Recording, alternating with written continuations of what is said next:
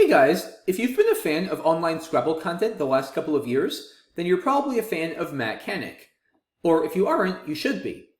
Matt's been a high-ranked expert for many years, and more recently he's made a name for himself in the arena of Scrabble commentary.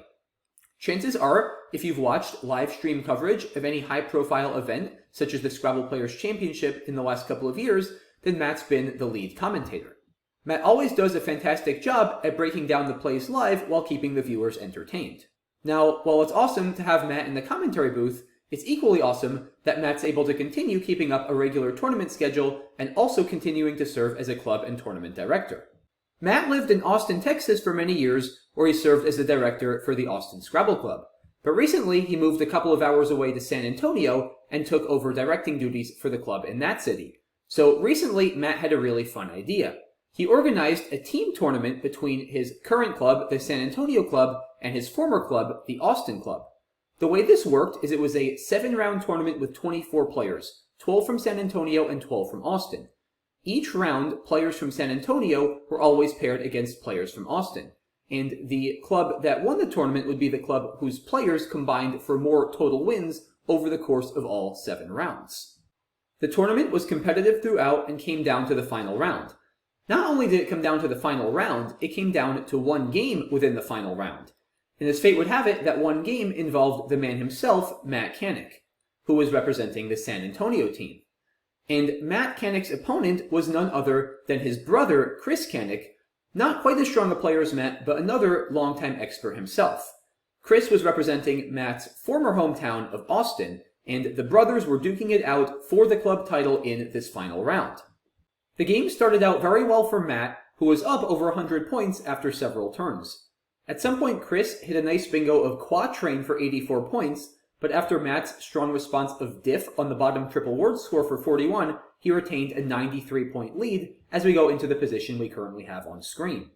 It's Chris's turn here, and being down 93 points, he points out in his post-game annotation that he felt at this point there was no way he was going to win this game without bingoing.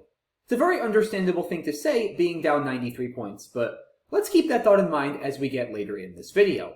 In any case, in this position, Chris played Tory for 26 points above B flagged and hex. Looks like a very reasonable play, it scores well, keeps a pretty good lead of IMS, and also opens the tee for a potential 8-letter bingo down the road.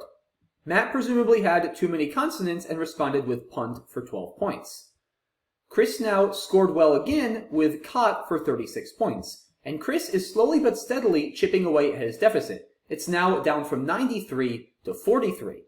And Matt, now seemingly with too many vowels, plays moo, scoring nicely and also blocking the T and cot that Chris just opened. Matt is now once again up by a healthy amount, 67 points.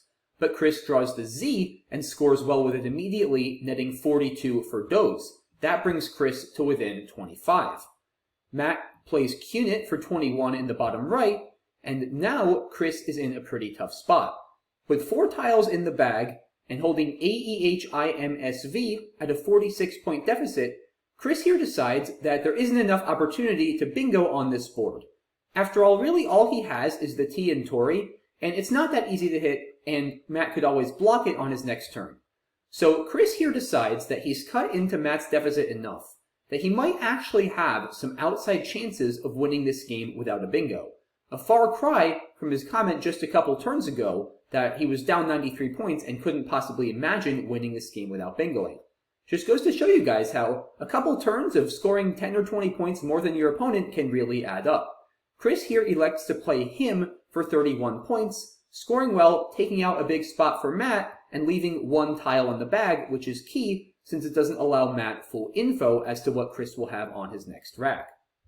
I don't have Matt's full rack in this position, but I know that he played Vo for 22 points from the V and overuses, forming insertions of Yak and Hey. This looks like a really nice play because it stops a lot of potential comebacks for Chris down the D column, hooking say an A onto Ha to make Aha.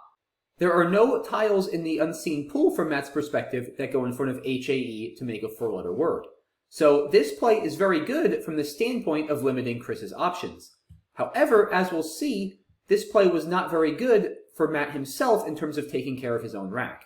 Because Matt's final rack in the endgame, which Chris knew from his tile tracking, was, as you guys can see on the right, IILRRY.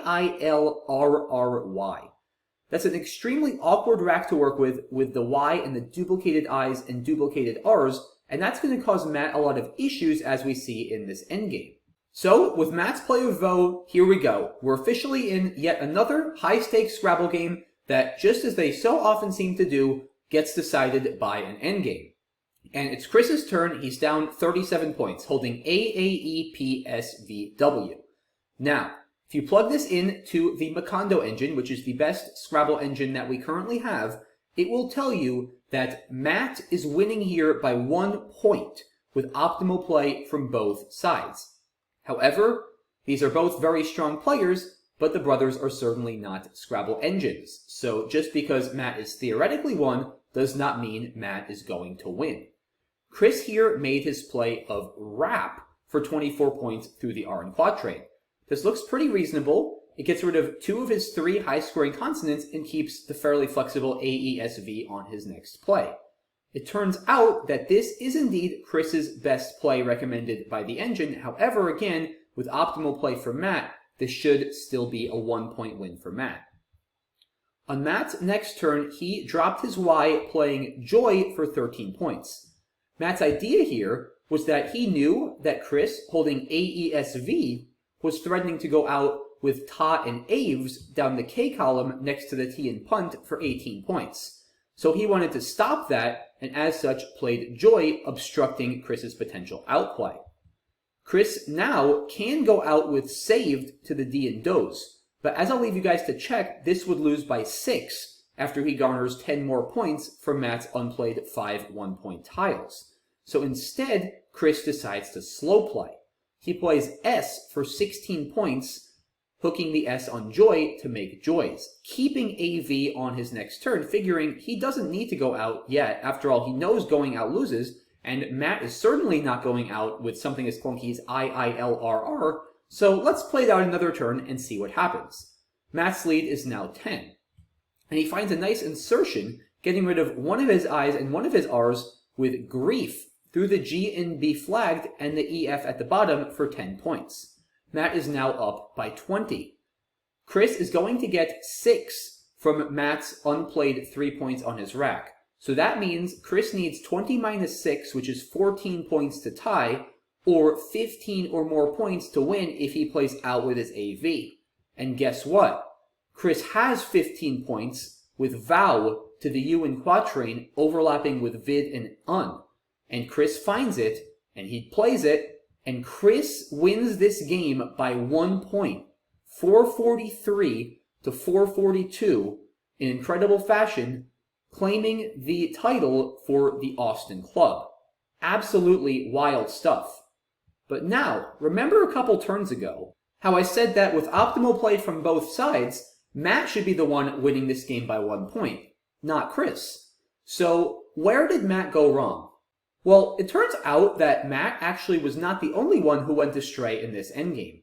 In fact, it turns out that the brothers actually combined for 3 consecutive game-losing blunders. And I know that's hard to believe, but I'm going to explain why in just a moment. What I mean by that, though, is that when the endgame started, as I mentioned, Matt was theoretically winning. Chris did not have any winning plays. Rap was his optimal move. That was not a blunder at all. But then the next 3 plays were all blunders. Matt was in a theoretically won position. Joy was a blunder. Chris was then in a theoretically won position. His play of S was a blunder. Matt was again in a theoretically won position. Matt's response of Grief was the 3rd consecutive blunder in a row, putting Chris then back in a winning position, and Chris capitalized with Vow and won by 1. So we went from Matt being winning, to Chris being winning, to Matt being winning, to Chris winning. A pretty crazy roller coaster of events to conclude this game and this match, and now let's dive in and understand why that was the case. It'll be easier to understand if we start from the end and go back. So let's start with the last blunder, which was Matt's play of Grief. If we go back a couple positions, then we recall that this was where Matt played Grief. So Chris has just played S, which, as I said before, is a blunder. We'll get to that in a moment. But here, Matt has a winning play, and it's not Grief. Here, he needs to play Dozer for 15 points. The idea is that While he doesn't get rid of as many tiles, he keeps an additional tile on his rack, he gets 5 more points. Dozer is 15 points, Grief is only 10. Either way, Chris's best outplay is Vow. So what that means is Dozer is going to result in a margin that's 3 points more favorable for Matt than Grief. Why? Well, let's do the math. Dozer scores 15 points, Grief scores only 10, so Dozer gets Matt 5 more points. However, after playing out, Chris is going to get 8 bonus points from Matt's unplayed tiles after Dozer because Matt has 4 one-pointers and 4 times 2 is 8. Chris is only going to get 6 bonus points, 3 times 2 after Grief. So Chris gets 2 more points after Dozer, but Matt gets 5 more points. As such, Matt will net 3 more points in the final margin. And what was the final margin in the actual game? As you may recall, Chris won by 1. So from Matt's perspective, what's 3 better than Chris winning by 1? Well, you guys guessed it. It's Matt winning by 2. Let's see this in action. Matt plays Dozer for 15. Chris goes out with Vow as he did in the actual game, also for 15. Chris gets 8 points from Matt's unplayed IILR, and Matt wins by 2, 447 to 445. So that's why in this position, Grief for Matt was a game-losing blunder. He absolutely must play Dozer for 15 points. This is his only win. Anything else loses the game. And in case you're wondering why Matt can't win by blocking Chris's high-scoring outplay of Vow, that's a very fair question, but the problem is it's surprisingly hard for Matt to do so effectively. In fact, really the only way for him to do it is to play something like Rid for 4 points to the ID on the board. And the problem is Chris can still go out elsewhere and this just doesn't score enough. Matt takes a 14-point lead with this play, but Chris can still play Voss to the SN overuses for 10. And that gets Chris to within 4. Chris is going to get 8 more from Matt's unplayed IILR, and Chris will still win by 4, 440 to 436. So that does not work, and like I said before, Matt has to play Dozer here if he wants to win. So now that we understand why Matt's play of Grief was a blunder in this position and what Matt needed to do to win, let's go back a turn and see if we can understand why Chris's play of S and Joys was a blunder. We now understand that S is a theoretically losing play for Chris because Matt can respond with Dozer. We also know that, as I said earlier, Saved is a losing play for Chris. It's an outplay, but it doesn't score enough, and like I mentioned before, Matt will win by 6 after this play. However, Chris does have a theoretically winning play here, and it's a similar idea to the one he had during the game. His idea with S, as we saw, was to save a high-scoring outplay of Vow on his next turn. However, this runs into Dozer. What Chris needs to do here is flip the move order. He needs to play Vow first. And you might be thinking, well, why does it matter? He's making the same 2 plays anyway. Can't Matt just play Dozer and win by 2 like he did in the line we examined before? Well, let's see. If Chris plays Vow first instead of S first, and now Matt plays Dozer, things are a little bit different. Because with ES, Chris's best outplay is not S and Joys. If he does this, it's simply a transposition of the line we looked at before, and Matt will win by 2. However, Chris can now use his S to play S and Dozers, and this scores not 16, but 20. That's 4 more for Chris. So instead of Chris losing by 2, guess what happens? Chris is going to now win by 2. He gets to 441, and after catching Matt with an unplayed IILR, gets 8 more points, and Chris now wins 449 to 447. So let's make sure we really understand what happened here, guys, because it's a very subtle idea, but it would make the whole difference here in who wins the game.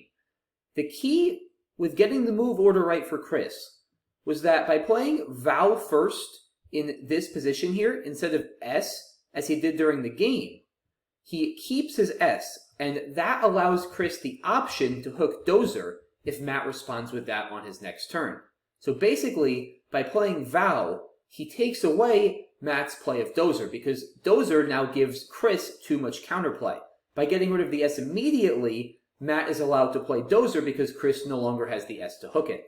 And as we saw before, Dozer was Matt's only winning play after S.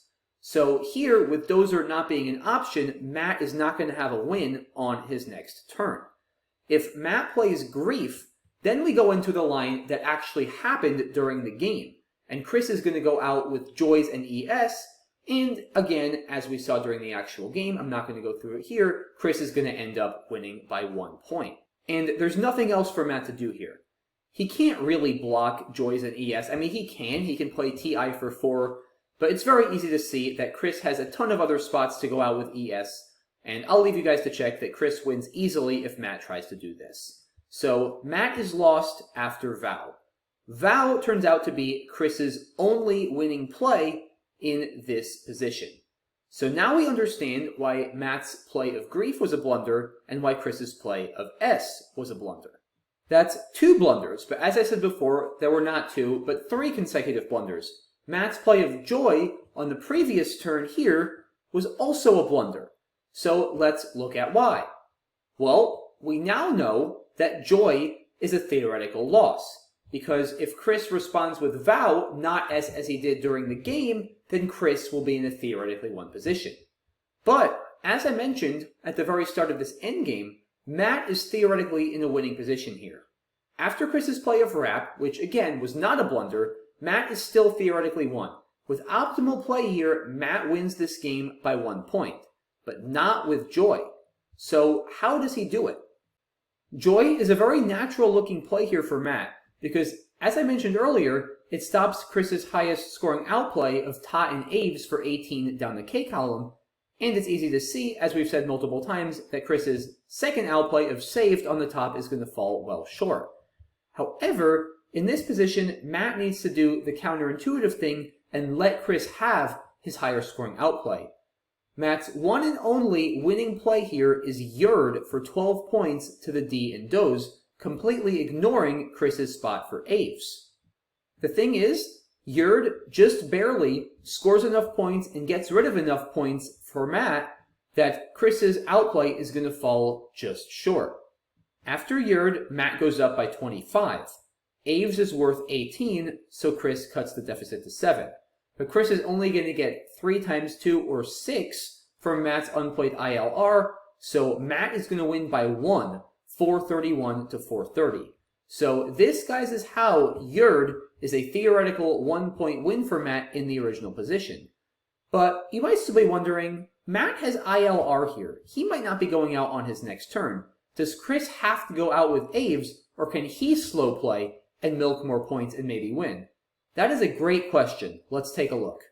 So we want to consider here whether Chris, instead of playing Aves for 18 points, can try to go out in 2 to get more points, since with ILR, Matt is not threatening to go out on his next turn. Now the answer here has kind of been spoiled. I said that Yurd was theoretically winning for Matt. So the answer is no. But why? What happens if, like in the winning line we were showing before, Chris tries to play Vow first for 15 points? This is a cool idea because it keeps a very high scoring outplay of Joe, S, and Snags for Chris's next turn. However, Matt can actually safely completely ignore this and just play Dozer for 15 points, even though that resulted in a loss in the other line we looked at where Chris first played Vow keeping ES. The thing is, even now, after Chris goes out, not with S over here, but with S over here, like we saw in the other line, it's going to fall just short. When all is said and done, after Chris gets 4 points for Matt's unplayed IL, Matt holds on by 1, 446 to 445. Even better for Matt in this position, actually, instead of playing Dozer, is to play the sneaky Livid for 9, stopping Chris's highest scoring outplay with ES. I'll leave you guys to check that if Chris makes his best outplay here, Matt ends up winning the game by 4. Trying to start the slow play sequence with S instead of Vow doesn't fare any better for Chris, because once again, Matt just responds with Dozer for 15, and now after playing Vow, he's once again worse off because he doesn't get S for 20, he only gets S for 18, so now Chris is going to lose by 3, 443 to 446. So, in sum, after Matt's play of Yurd, Chris is sunk. His outplay of Aves loses by 1, and his slow play options here, such as Vow and S, lose by a couple points as well. And it's not that hard to see that there's really nothing else for Chris to try. There are just no other viable slow play options here that are going to give him a chance to win. So, now that we have a better understanding of this endgame, guys, let's recap one more time what happened. Going into this endgame, Chris was theoretically lost. He made his best play of Rap for 24 points, which still leaves Matt in a theoretically 1 position. However, he needs to find Yurd, which wins by 1. He doesn't, instead playing Joy, which is blunder number 1. Chris is now in a theoretically winning position, but he has to play Val for 15 points. He doesn't, playing S first. This is blunder number 2, and Matt is once again in a theoretically 1 position. Here, he has to play Dozer for 15. He fails to, making the 3rd consecutive blunder, playing Grief for 10. And after this, Chris goes out with Val for 15 points and wins the game by 1, 443 to 442. So, a bit unfortunate in some respects that the whole team championship had to be decided by a couple of errors in the final endgame, but on the flip side, I think it's a really healthy reminder that Scrabble is a very hard game. And in particular, Scrabble endgames are really challenging. We've seen even the best players make mistakes in critical endgames under pressure. This definitely brings flashbacks to an important endgame we saw just a couple months ago between none other than myself and fellow Grandmaster Ian Weinstein in the decisive Game 5 of the Best of 5 finals of the Scrabble Players Championship this past summer. I've covered that game as well as all the other finals games extensively on my channel, and for those of you who have seen them, you may remember the decisive endgame in Game 5. It was a super intense game, and I entered the endgame with a theoretically 1 position. However, it was a really hard endgame to solve, and I was under a bit of time pressure. I unfortunately blundered, and the play I made turned it into a theoretically 1 endgame for Ian. However, Ian himself was also very low on time, and his winning sequence was far from trivial. Fortunately for me, Ian, under that pressure, blundered back and gave me another theoretically 1 position. That time, I was able to capitalize and go out and win that endgame, and along with it, the Scrabble Players Championship title. So, once again, guys, just a reminder that these things happen in Scrabble. Endgames are hard, Scrabble is hard, but it's really, really interesting, and I do think it adds to a drama, and it's a really cool and fun part of our game. So, there you have it, guys. Shout out to both of the Canik brothers here on a really, really fun game. And thank you all so much for watching. Really appreciate all your support as always. And I will see you soon for the next video. Have a good one. Bye-bye.